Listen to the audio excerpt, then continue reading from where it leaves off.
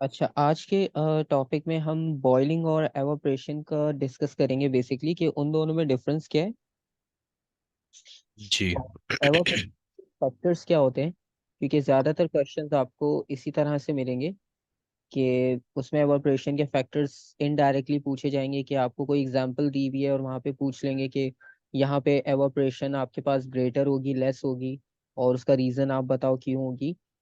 तो फिर आपको फैक्टर्स का पता होना चाहिए और सबसे पहले तो बॉइलिंग और एवापोरेशन का डिफरेंस हमें पता होना चाहिए कि इन दोनों में difference. Hmm.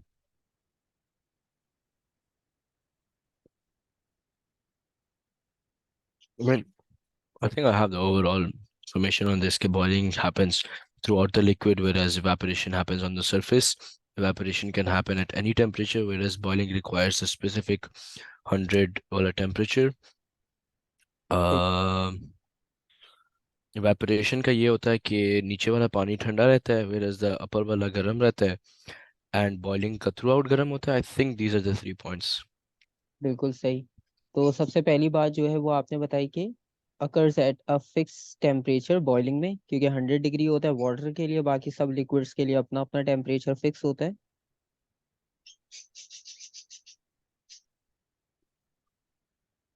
Ji sir, by the way मैंने एक हम्म। नोटबुक से शुरू की है फिजिक्स के लिए। मैं भी उसके लिए जनरल फिजिक्स के नोट्स सारे कर रहा था, तो मैं आपके साथ राइटिंग कर लिया करूंगा ताकि मेरे जहन में भी रहे। ठीक है।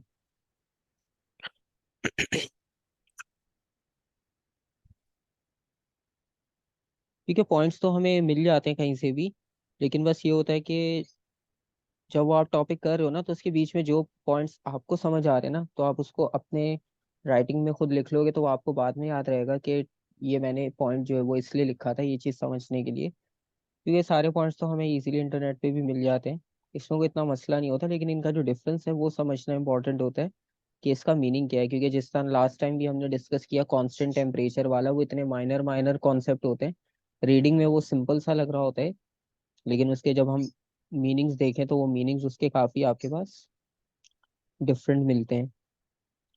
और बॉइलिंग में आपके पास बबल्स भी फॉर्म हो जाएंगे।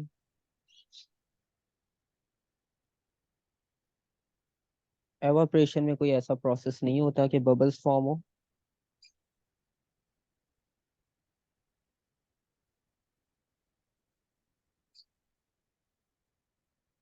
और जो आपने सरफेस वाली बात की वो भी सही है कि boiling through out the liquid होता है, क्योंकि उसमें तो हम थर्मल एनर्जी प्रोवाइड कर रहे हैं। Boiling occurs throughout the liquid. बिल्कुल सही।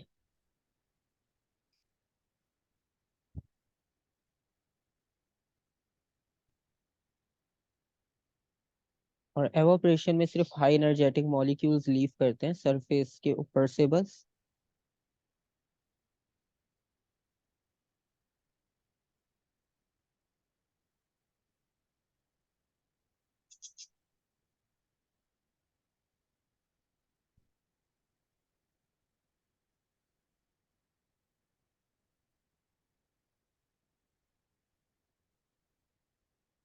उसके अलावा कि बॉइलिंग में हमें एक हीटिंग सोर्स रिक्वायर्ड होता है।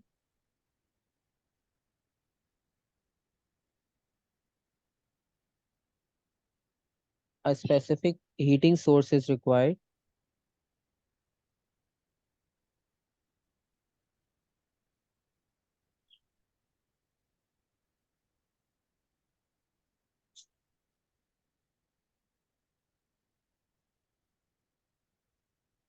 और एवाप्रेशन में हमें कोई भी रिक्वायर्ड नहीं होता, वो हमें सराउंडिंग से मिल जाती है। Heat is absorbed from the surroundings. बिल्कुल सही।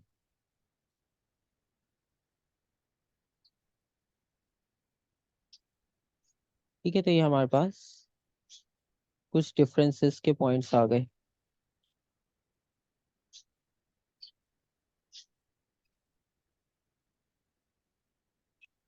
और एवाप्रेशन को हम सिंपल अगर वर्ड्स में डिफाइन करें तो इसमें जो है वो हाई एनर्जेटिक मॉलिक्यूल्स एस्केप करते हैं सरफेस से और लो एनर्जेटिक मॉलिक्यूल्स सरफेस पर ही रह जाते हैं।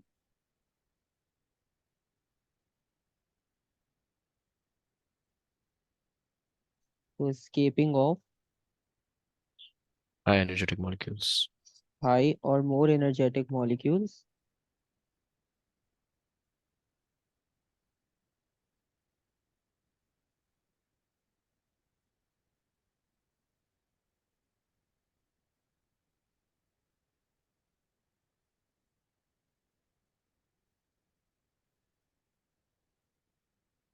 from the surface of liquid.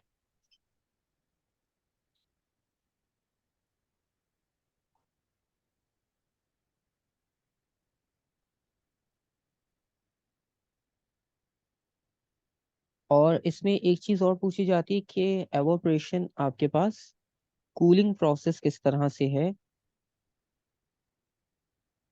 ये चीज भी आपके पास काफी पूछी जाती है। मतलब ये जो एवोपरेशन का प्रोसेस है, इस प्रोसेस के बाद जो है वो जो टेम्परेचर होता है वो, मतलब नॉर्मली आप अपनी एग्जांपल लो कि जिस तरह से अगर हम स्विमिंग पूल से भी बाहर आते हैं तो हमें जो है वो जी सराउंडिंग का टेम्परेचर बहुत कम फील होता है, ठीक है, बिल्कुल या उस टाइम पे, लेकिन थोड़े टाइम बाद नॉर्मल हो जाता है। तो एवोपरेशन जो है जी वो एक कूलिंग प्रोसेस भी है। एवोपरेशन से जो है वो कूलिंग भी पॉसिबल है।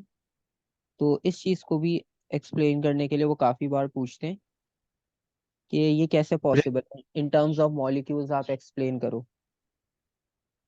हम्म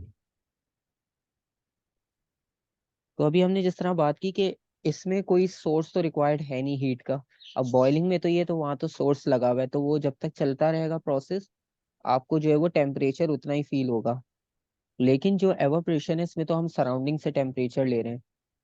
और इसमें होता ही है कि वो हमारी बॉडी पर जो वाटर वेपर्स होंगे, ठीक है, वो एनर्जी एब्जॉर्ब करेंगे हमारी बॉडी से, ठीक है।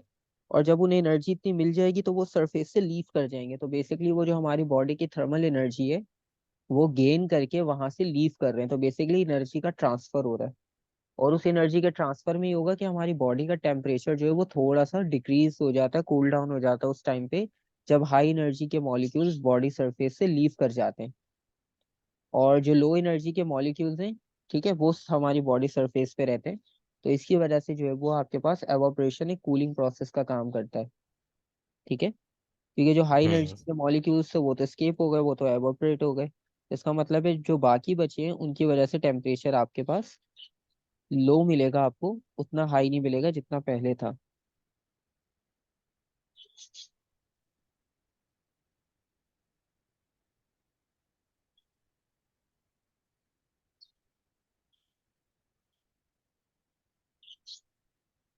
So as more energetic molecules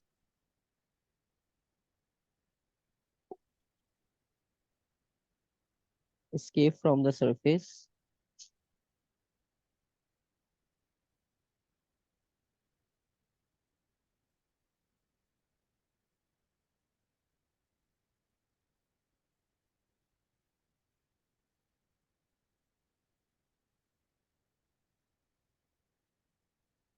of the liquid,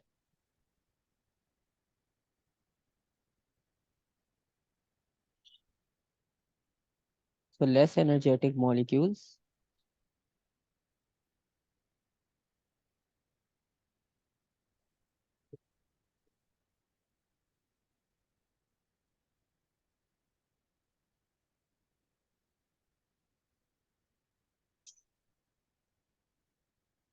are left behind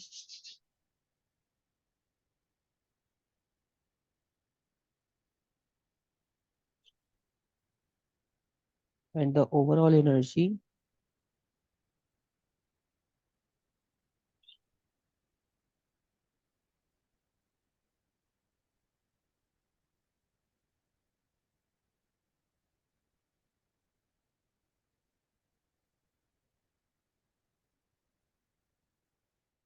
of the liquid falls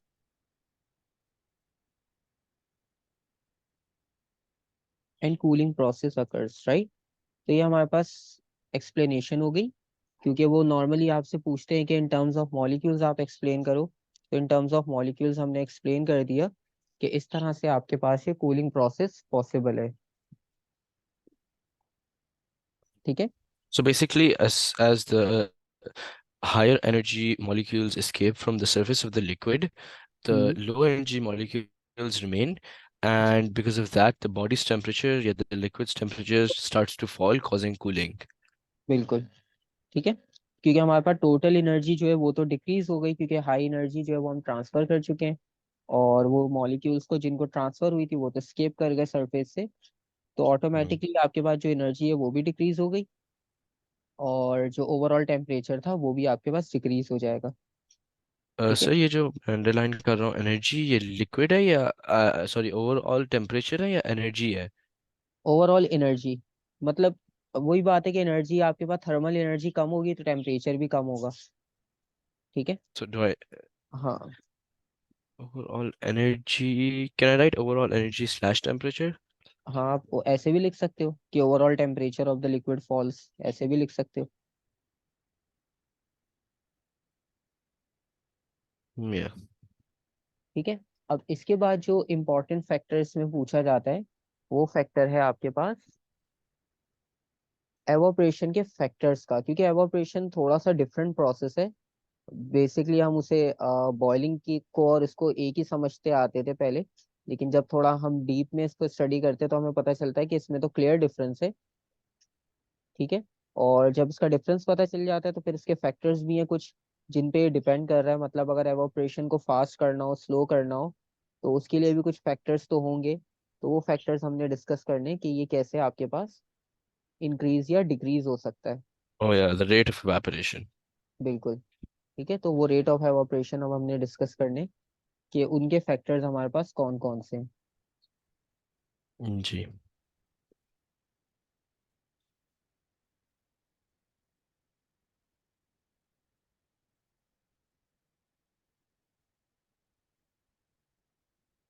तो पहला फैक्टर जो है वो सबसे पहले तो टेम्परेचर ही लेंगे हम,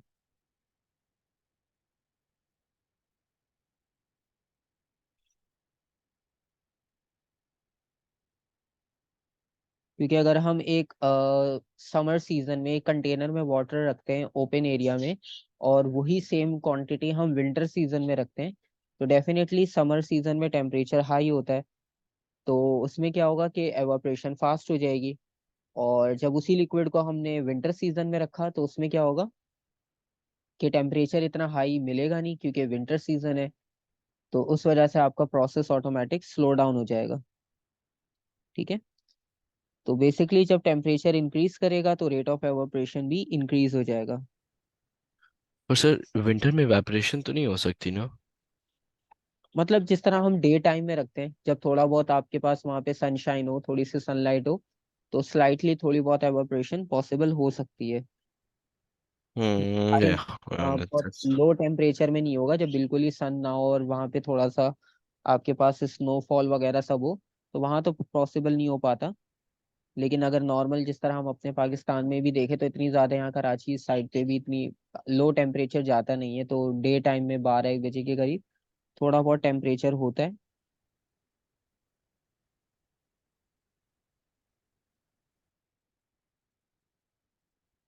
तो इंक्रीजिंग टेम्परेचर increases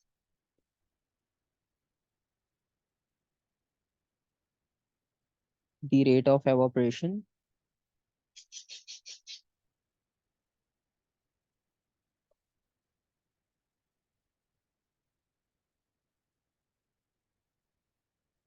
अच्छा, वो आपको ये तो चलो पता चल गया कि टेम्परेचर बढ़ाने से जो है वो एवोपरेशन का रेट इंक्रीज हो रहा है, लेकिन इससे भी वो कभी कभार जो है वो पूछ लेते हैं कि increasing the temperature will increase the rate of evaporation, तो आप इसको जो है वो in terms of molecules explain करो।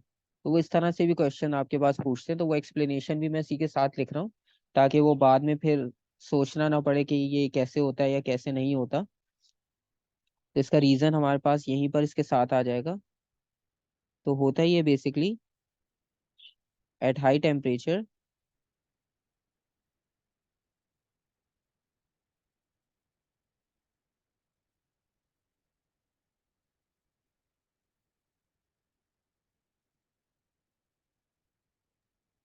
There is a greater percentage of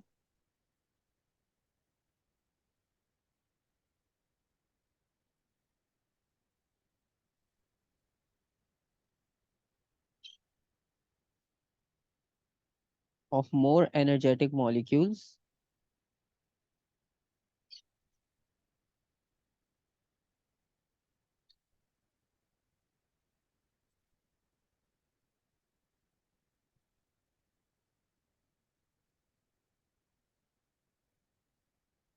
क्योंकि जब टेम्परेचर हाई होगा तो जो नंबर ऑफ मॉलिक्यूल्स हैं जिनका टेम्परेचर हाई होगा या इनकी एनर्जी हाई होगी तो वो रेट आपके पास बढ़ जाएगा।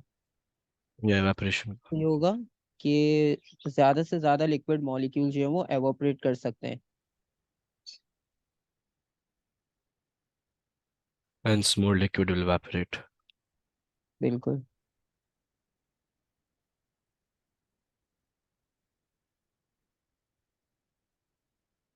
ये क्वेश्चन में कभी कभी 1 मार्क के लिए वो पूछते हैं, फिर हम क्या करते हैं जो मेन पॉइंट ऊपर लिखा हुआ है हम उसी को पैराफ्रेज करके लिख देते हैं। रीजन नहीं बता पाते, हम उसी पॉइंट को बस री एक्सप्लेन कर देते हैं। और सेकंड फैक्टर जो है वो हमारे पास एटमॉस्फेयर की क्योंकि बात हो रही है तो प्रेशर भी होगा।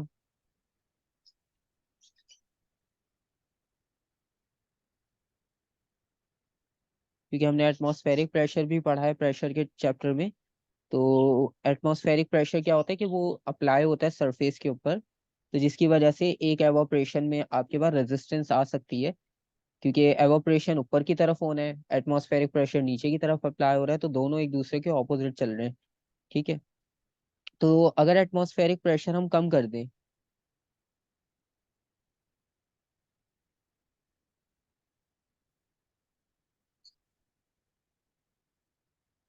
तो decreasing the atmospheric pressure. So ये थोड़ा दोबारा explain करना. How does pressure affect evaporation? अच्छा, अब नॉर्मली आपने देखा होगा कि जब हम एटमॉस्फेरिक प्रेशर की लास्ट टाइम बात कर रहे थे तो एटमॉस्फेरिक प्रेशर में हमने डिस्कस ये किया था कि एटमॉस्फेरिक प्रेशर जो है वो सरफेस एटमॉस्फेयर की तरफ से अप्लाई होता है। तो अगर आपने कंटेनर यूज किया और ओपन कंटेनर है और उसमें आपने लिक्विड फिल किया, ठीक है, अब एवोपरेशन होनी है ऊपर की डायरेक्शन में। ठीक है। और जो Yeah. एटमॉस्फेरिक प्रेशर अप्लाई हो रहा है वो अप्लाई हो रहा है एटमॉस्फेयर की तरफ से, तो डेफिनेटली उसकी डायरेक्शन ये होगी। सही है? Hmm. तो ये एटमॉस्फेरिक प्रेशर है और ये एवापोरेशन है। तो अब आप देखो ये दोनों एक दूसरे के ऑपोजिट हैं क्योंकि एवापोरेशन में मॉलिक्यूल्स को ऊपर Yeah. जाना है और एटमॉस्फेरिक प्रेशर जो है वो आपको नीचे की तरफ पुश कर रहे हैं। तो अगर इस एटमॉस्फेरिक प्रेशर को हम डिक्रीज कर दें, ठीक है, मतलब हम इसे कम कर दें थोड़ा सा, तो अब थोड़ी सी पॉसिबिलिटी बढ़ जाएगी आपके पास कि मॉलिक्यूल्स आपके पास वहां से स्केप कर सकते हैं। ठीक है। Yeah. तो decreasing the atmospheric pressure will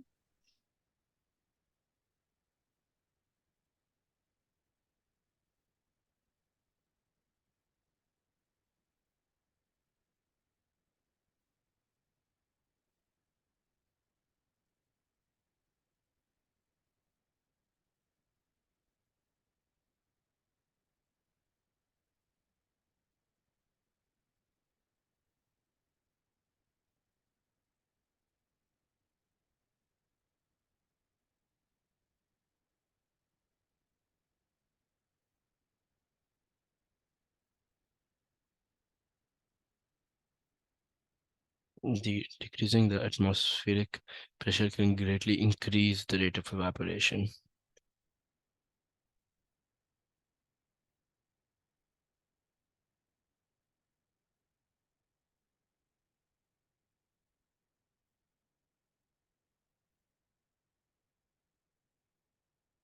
so decreasing the atmospheric pressure.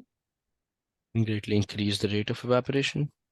बिल्कुल, क्योंकि दोनों इनवर्सली हैं, दोनों ऑपोजिट चल रहे हैं, तो अगर आप इसे डिक्रीज करोगे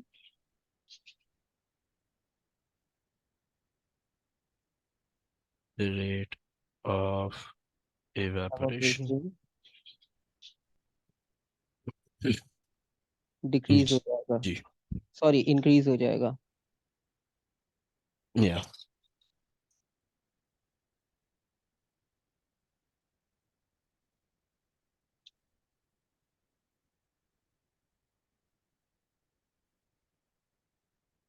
और इसका लॉजिकल रीजन वैसे तो हमने डिस्कस कर लिया, और लेकिन अगर आपको पॉइंट्स में लिखना हो तो उसका रीजन ये बनेगा Uh, आपको कि लोअर प्रेशर जो है वो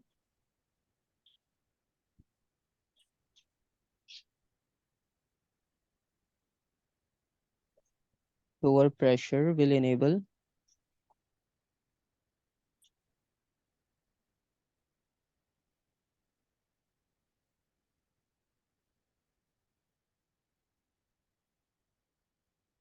molecules। more molecules to escape. जी, क्योंकि प्रेशर कम होगा तो जिनकी एनर्जी मतलब थोड़ा सा इतनी ज्यादा हाई नहीं है, तो उनको भी चांस होगा कि वो एवोपरेट कर सकते हैं, क्योंकि एटमॉस्फेयर की तरफ से प्रेशर कम अप्लाई हो रहा है। Hmm. Molecules with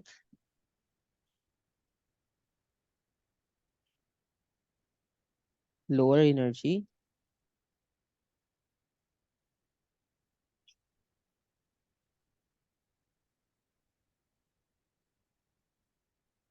to also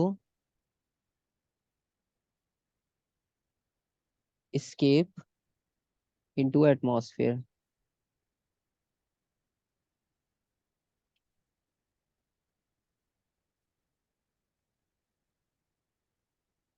क्योंकि इसमें हम जिस तरह पढ़ते हैं कि ऊपर वाले सरफेस से लीव करते हैं, तो नीचे वाले जो सरफेस के मॉलिक्यूल्स होते हैं उन पे एटमॉस्फेरिक प्रेशर और लिक्विड का प्रेशर पहले से ही होता है, तो इसलिए वो लीव ही नहीं कर पाते।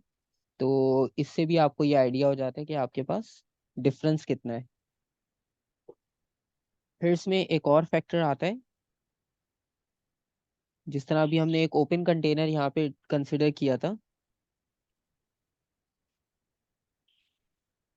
तो सरफेस एरिया भी आपके पास मैटर करता है। क्योंकि अगर एक Oh, yeah. बॉटल हम रखें और एक टब को हम रखें, तो बॉटल का जो ऊपर का सरफेस एरिया वो बहुत छोटा है, तो Okay. So उसमें इससे से rate of evaporation effect होती है, right? बिल्कुल, तो इससे क्या होगा कि आपका रेट ऑफ एवोपरेशन स्लो हो जाएगा। अगर आप इस एरिया को Hmm. बढ़ाते हो, जिस तरह ओपन टब में आपने रखा, तो मॉलिक्यूल्स कहीं से भी एवोपरेट हो सकते हैं ऊपर वाले सरफेस से इजीली, क्योंकि आपने बिल्कुल ओपन सरफेस दिया हुआ है। लेकिन अगर आप उसको जी. बॉटल में रखोगे, तो बॉटल में प्रॉब्लम ये होती है कि बॉटल में आपने देखा होगा उसकी साइड की वॉल्स पे बबल्स स्टिक हो जाते हैं, वाटर ड्रॉप्स स्टिक हो जाते हैं, क्योंकि वो एवापोरेट करना चाह रहे थे, लेकिन क्या हुआ कि बॉटल के सरफेस की वजह से वो स्टिक हो गए उसकी वॉल पे, बाहर नहीं निकल पाए। ठीक है, तो increasing the area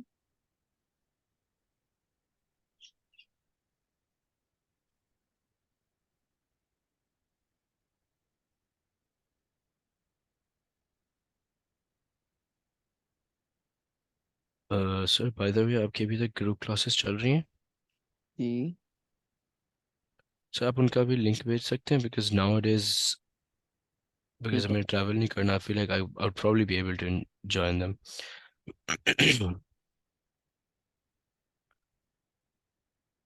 increases the rate of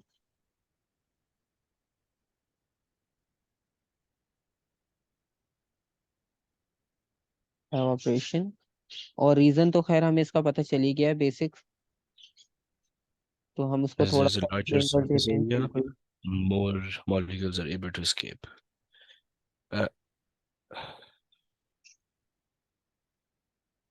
तो greater surface area will allow more molecules to escape from the surface।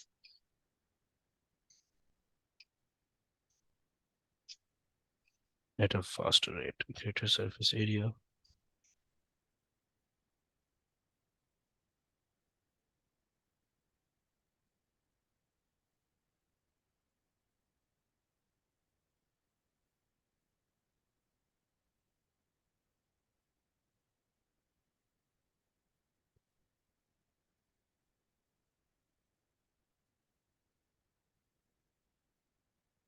ठीक है, तो ये आपके पास एक कॉन्सेप्ट हो गया, और इसके अलावा जो ये तो मतलब ऐसे फैक्टर्स हो गए जो हमें सीधे सीधे स्ट्रेट फॉरवर्ड नजर आते हैं।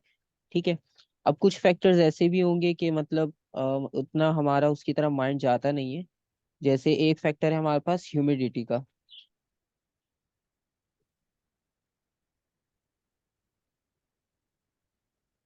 ठीक है, अब ह्यूमिडिटी में Hmm. क्या होता है कि आपके पास एटमॉस्फेयर में पहले से थोड़ी सी नमी यानी थोड़ा सा मॉइस्चर होता है। इसका मतलब ये कि पहले से ही एटमॉस्फेयर में आपके पास वाटर मॉलिक्यूल्स, वाटर ड्रॉपलेट्स मौजूद होते हैं। ठीक है, जिस तरह नॉर्मली रात में भी होता है कि कार के हम विंड स्क्रीन पे देखते हैं सुबह के वाटर ड्रॉपलेट्स होते हैं, तो वो ह्यूमिडिटी की वजह से होता है।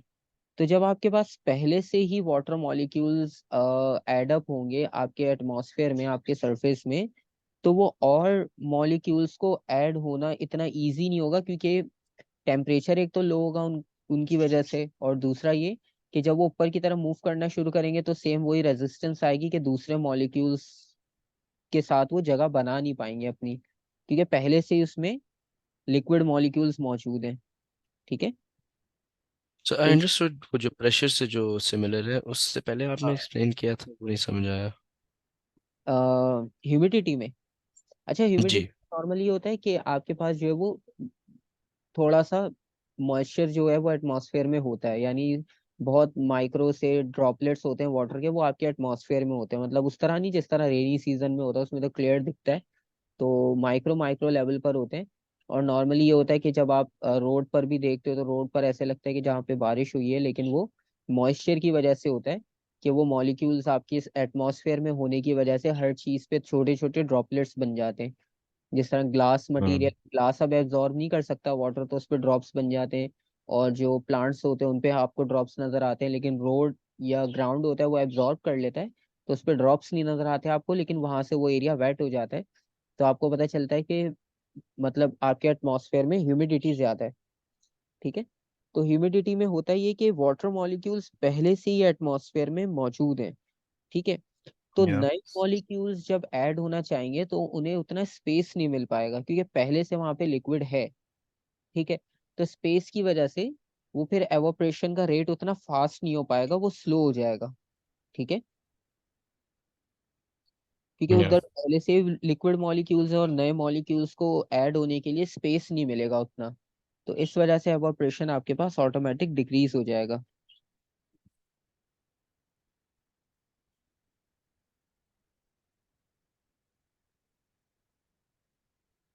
इंक्रीजिंग ह्यूमिडिटी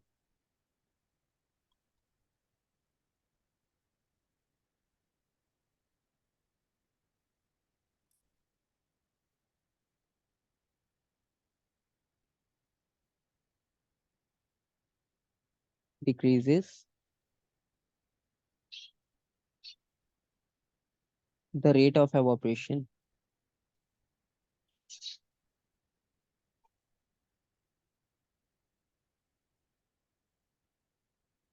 और रीजन हमें पता है कि पहले से ही मॉलिक्यूल्स की वजह से नए मॉलिक्यूल्स स्पेस नहीं बना पाएंगे।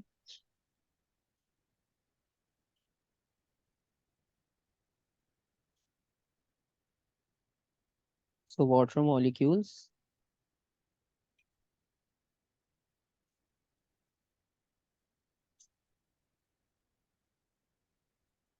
Are already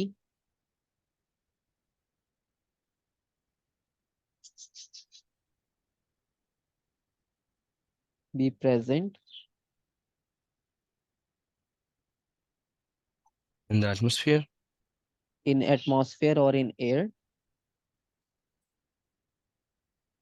it would be difficult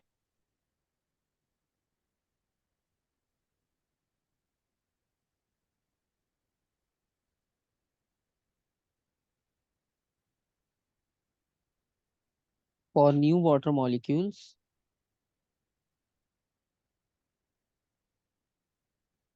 क्योंकि एवापोरेशन में भी तो वाटर मॉलिक्यूल्स ऊपर जाएंगे, तो वो न्यू मॉलिक्यूल्स या। का स्पेस ही नहीं मिलेगा।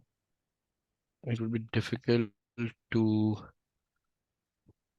For new molecules to escape in the surrounding or to make space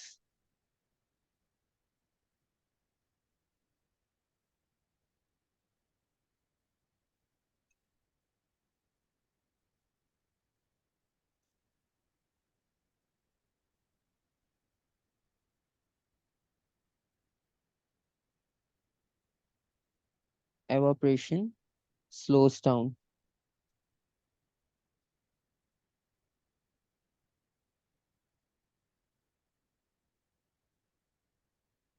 तो ये हमारे पास हो गया इसका एक और फैक्टर। अब इसके बाद दो और फैक्टर्स हैं।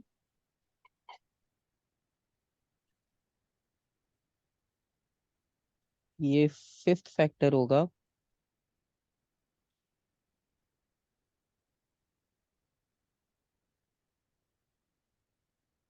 बॉइलिंग के इसमें कोई नहीं है besides टेम्परेचर? नहीं, बॉइलिंग के इसमें फैक्टर्स नहीं, क्योंकि Okay. बॉइलिंग में एक ही प्रोसीजर है, बट टेम्परेचर आप सप्लाई करते रहो, फिक्स टेम्परेचर पे आके वो और होती एवापोरेट रहती है। होता रहेगा। क्योंकि उसका तो टेम्परेचर फिक्स है ना, आप भले किसी भी एटमॉस्फेयर में परफॉर्म कर रहे हो, तो आपका टेम्परेचर उतना होगा, एवापोरेशन होती रहेगी वहां पर, क्योंकि आप कंटिन्यूसली हीट जो सप्लाई कर रहे हो। हम्म। लेकिन एवापोरेशन क्योंकि सराउंडिंग पे डिपेंड कर रहा है, तो सराउंडिंग के फैक्टर्स उसको इफेक्ट करेंगे।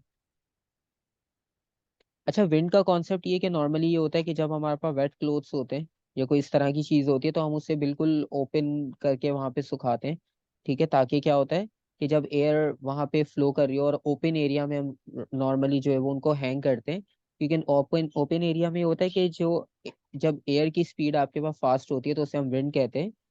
तो उससे ये होगा कि वो मॉलिक्यूल्स को क्विकली हेल्प करता है कि वो वहां से स्केप कर सकें, क्योंकि एनर्जी मिलती है उनको, एनर्जी आपके पास थर्मल एनर्जी के साथ उन्हें हेल्प करती है स्केप करने के लिए।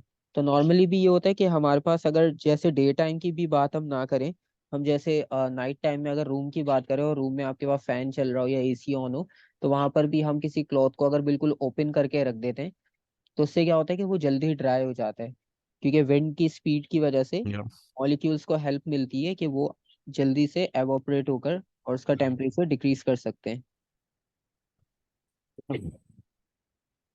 वेट, तो जब विंड इंक्रीज होती है तो मॉलिक्यूल्स फास्टर मूव हो बिल्कुल, सकते हैं ये? बिकॉज होता है ये कि वो विंड जब स्पीड से मूव कर रही है, तो वो मॉलिक्यूल्स को उस स्पीड के साथ ही कैरी करती हुई ले जाती है, क्योंकि उनका मास तो इतना हम्म। हैवी नहीं है कि वो लेकर ना जा सके। तो इस वजह से जो विंड है वो भी आपके पास एवोपरेशन इंक्रीज करने में हेल्प करती है।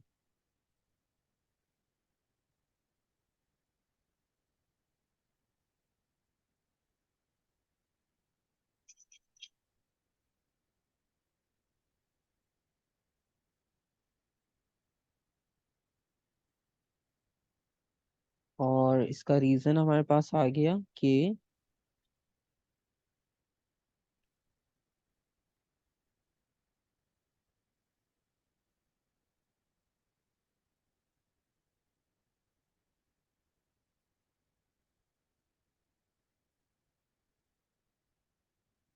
मॉलिक्यूल्स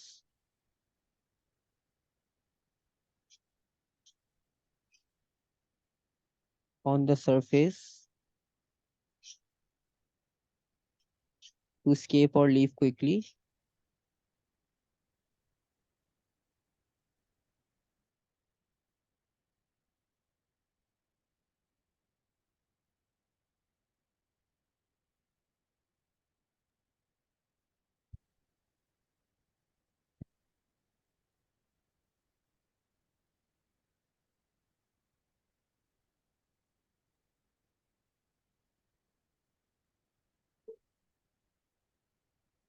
ठीक है, तो विंड के साथ ही उसे कैरी करते हुए ले जाते हैं, तो इस वजह से आपके पास ये फैक्टर हेल्प करता है एवोपरेशन को इंक्रीज करने में। और एक फाइनल फैक्टर है आपके पास, nature of liquid. Sir one second, wind will help increase the rate of evaporation या इवेपोरेशन? बिकॉज इंक्रीज, इवेपोरेशन तो अमाउंट होगी कि कितना पानी इवेपोरेट हो रहा है, रेट कितनी हाँ तेजी से हो रहा है। बिल्कुल। तो इसमें आपके पास जो है वो सब में हम रेट ऑफ एवोपरेशन इसलिए लिख रहे हैं क्योंकि एवोपरेशन नॉर्मली तो हो जाएगा, वो चाहे 4 घंटे में हो, 2 घंटे में हो, लेकिन अगर उसको फास्ट करना हो या उसको कम, वो किसी फैक्टर की वजह से हो सकता है, तो हम ये डिस्कस कर रहे हैं। तो विंड की वजह से हाँ। आपका जो रेट ऑफ एवोपरेशन है वो फास्ट हो जाएगा, कम टाइम में आपके पास एवोपरेशन हो जाएगी। हम्म। और नेचर ऑफ लिक्विड में ये होता है कि अब क्योंकि वाटर भी लिक्विड है, उसकी जगह ग्लिसरीन हम रख दें, तो अब उसकी नेचर चेंज हो गई। अब वो थोड़ा सा थिक होता है, या हनी अगर इसकी एग्जांपल लें, तो वो तो वाटर की तरह एवापोरेट नहीं हो पाएगा। ठीक है, So volatile liquids have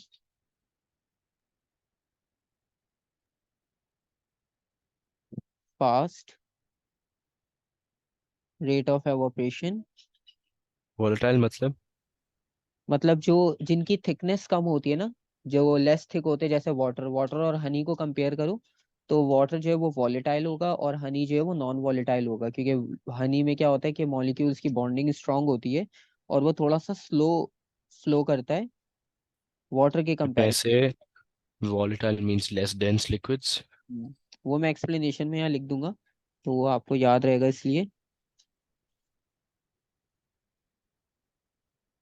क्योंकि वाटर में लेस थिक होने का रीजन ये है कि उनकी जो मॉलिक्यूल्स की बॉन्डिंग है वो वीक है। So due to weak intermolecular forces,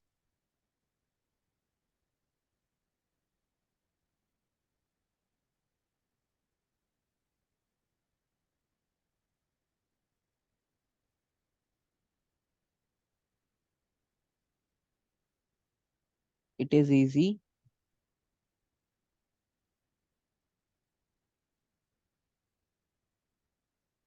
for molecules to leave the surface।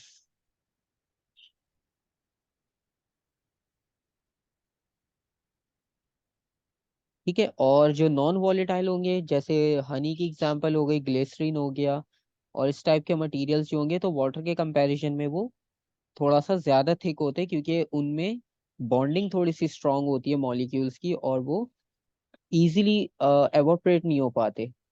ठीक है। तो इस रीजन की वजह से जो वाटर है वो जल्दी एवोपरेट हो जाता है, क्योंकि वो आपके पास वीक होती है मॉलिक्यूल्स में, आपने देखा वो फ्लो भी इजीली करता है। तो बस ये रीजन होता है आपके पास कि वो इस पे भी डिपेंड करता है कि वाटर में अगर आपने शुगर वगैरह ऐड करके या कुछ और ऐड करके मिक्सचर बना दिया उसको, तो फिर आपका रेट ऑफ एवोपरेशन चेंज हो जाएगा, क्योंकि अब आपने थोड़ा सा उसको थिक कर दिया, उसमें बॉन्डिंग थोड़ी सी स्ट्रांग हो गई पहले से, तो उसकी वजह से भी आपका एवोपरेशन रेट चेंज हो जाएगा। ठीक है। जी।